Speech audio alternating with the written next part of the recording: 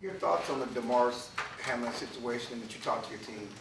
Yeah, I'd start off. I just like to first start with, just express care and concern for Damar Hamlin, his family, his teammates, the Bills organization, Cincinnati, their football team, their organization. I think anybody that's ever been through, something like this, it's very impactful, and obviously we're, thoughts and prayers for a full recovery.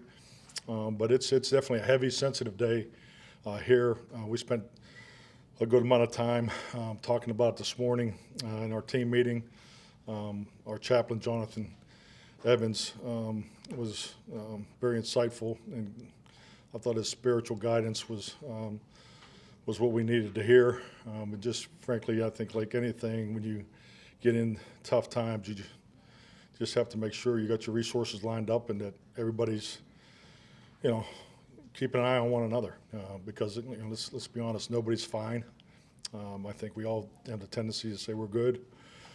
So that's where our mind is, and that's where our focus is. We obviously know what's in front of us professionally, but our spirituality playbook was open today, and we're working through it. During the moments, as you're watching, were you watching it? I don't know if you're working on tape, or were you watching the game? Or just your thoughts? I didn't see it live. I was told about it, and I just say this. I was through something similar with Thomas Harry in 2005 with the San Francisco 49ers, and Mike Nolan was, did an incredible job leading with his heart that evening, and really throughout the whole week with the tragedy. So I really can't say enough about the coaches, and they had their priorities right. As far as the taking care of their football team, so taking care of one another. So that's. But I did not see it live. No.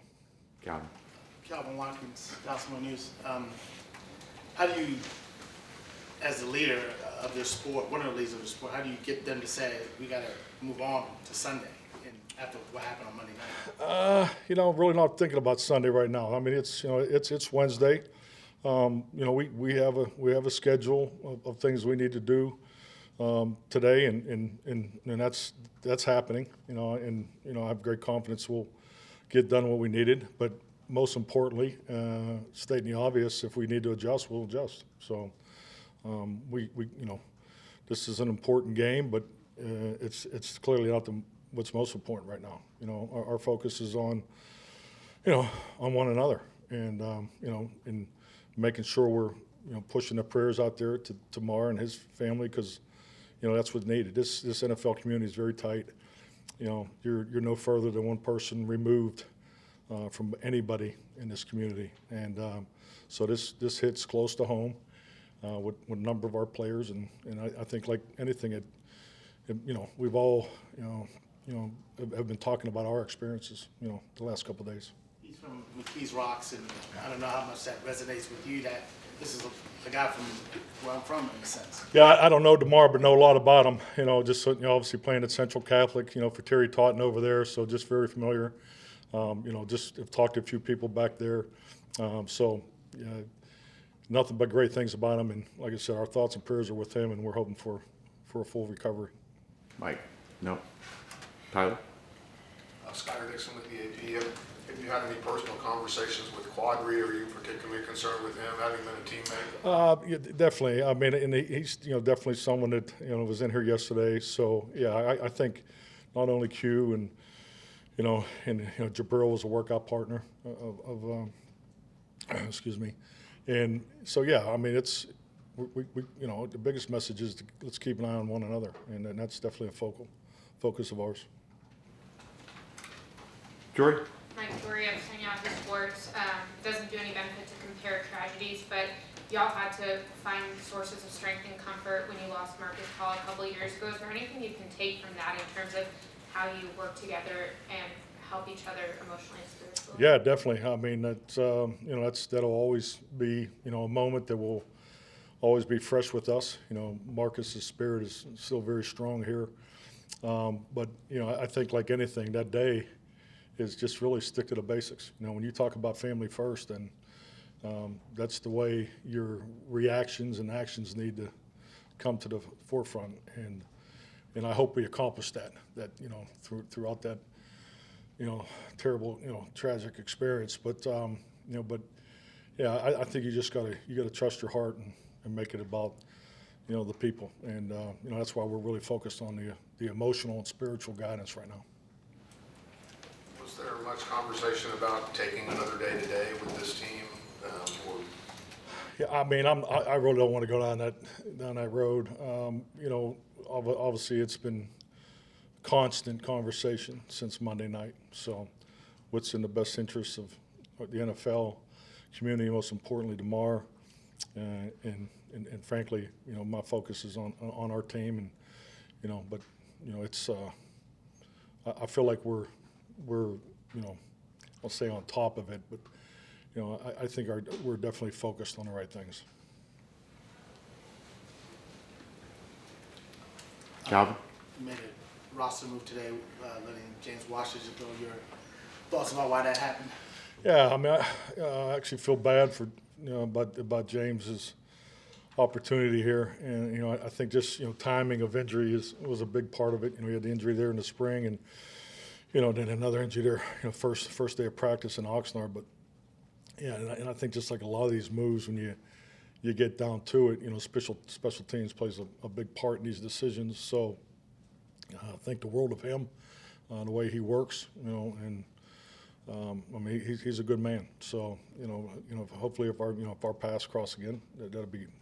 I think we all would like that. But you know, these are tough decisions you got to make. Todd? Mike, Todd Archer with ESPN. With players and their ability to compartmentalize things and focus on the task at hand when all this other stuff's going on, how are players able to do that? How do they compartmentalize? Well, I mean, you know, you've heard me speak on this time and time again, and you know, it's unfortunate that tragedy makes you get back to the basics of humanity, but you know, NFL football players are special people. You know, not only what they accomplish and what they do physically, but their mental and emotional. God, I mean, the tools that these guys have to utilize to have an NFL career, to do it week in and week out. You know, the 17-game season's real. You know, so all those things. So, you know, this is something, another challenge that, on different levels, obviously, you know, whether you're in Buffalo, Cincinnati, or here, that these guys will deal with.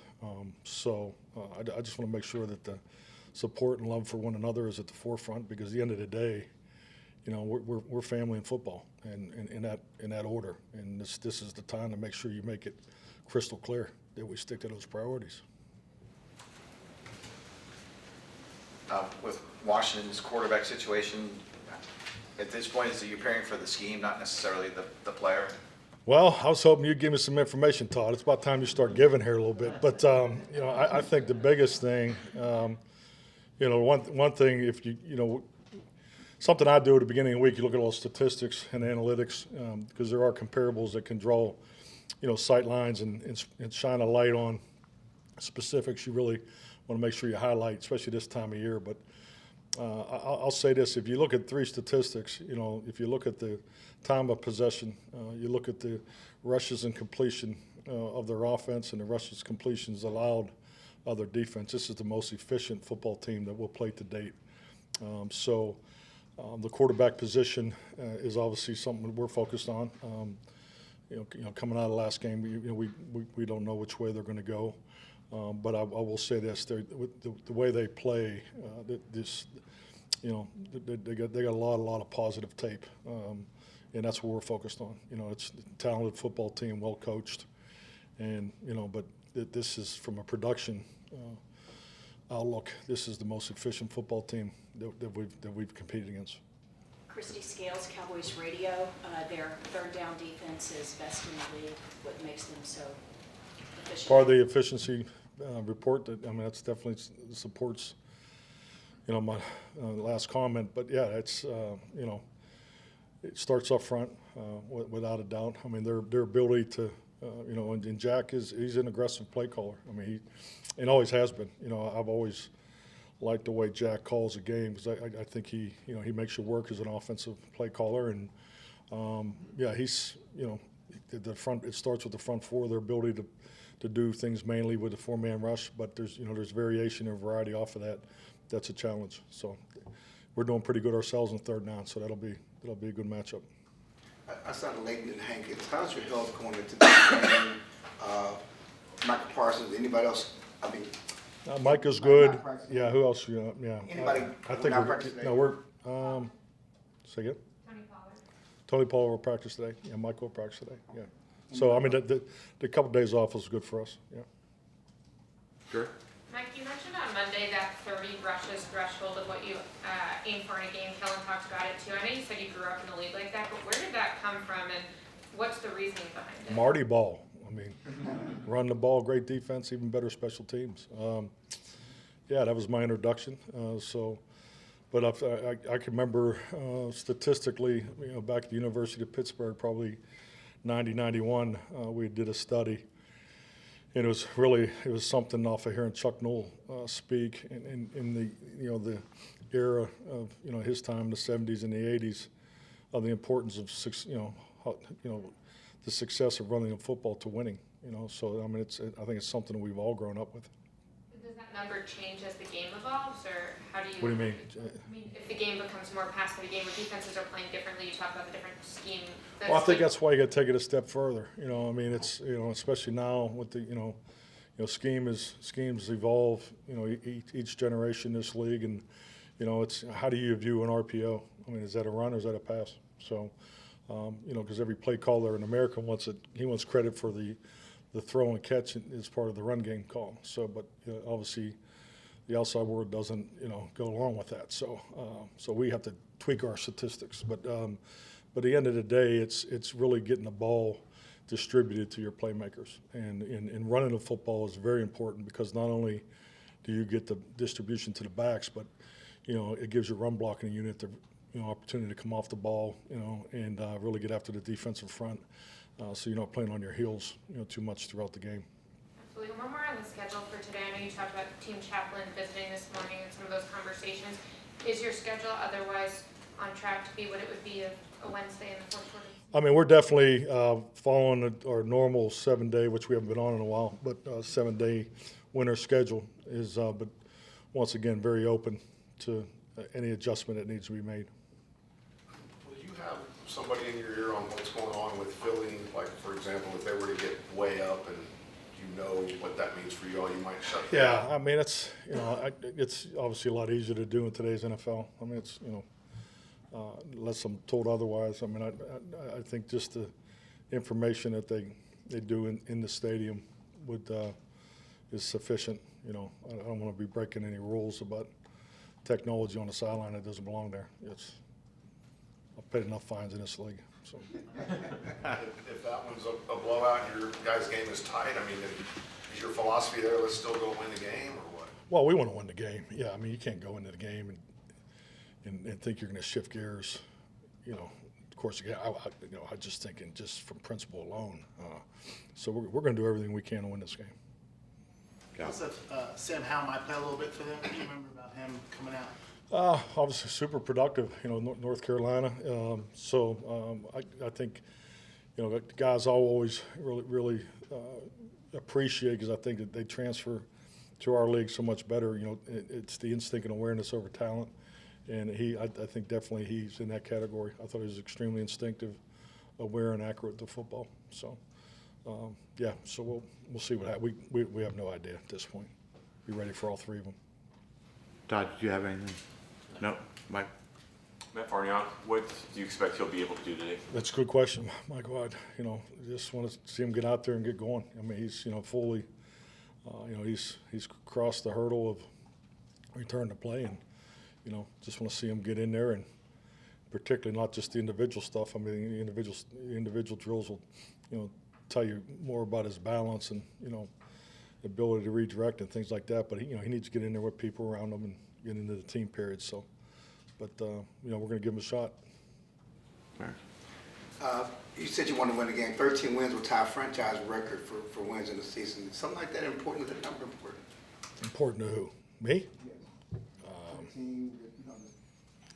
Well, I'm trying to be, I don't want to be ignorant here, but, you know, I think anytime you can say you've done something that aligns with the franchise, that's a huge compliment, you know, especially the Dallas Cowboys. I mean, you talk about the greatness and of the teams and individuals before us, so I don't want to, you know, play that down, but I know, and I'll just speak for myself personally. I mean, I'm looking at bigger things, so, but, you know, the focus is tight to get that 13th win, and but, you know, we put ourselves in a position where we, you know, want to be, and that's, you know, playing for a division championship and, you know, all those things, and we just want to come out of this game with a win, healthy, and get ready for these playoffs.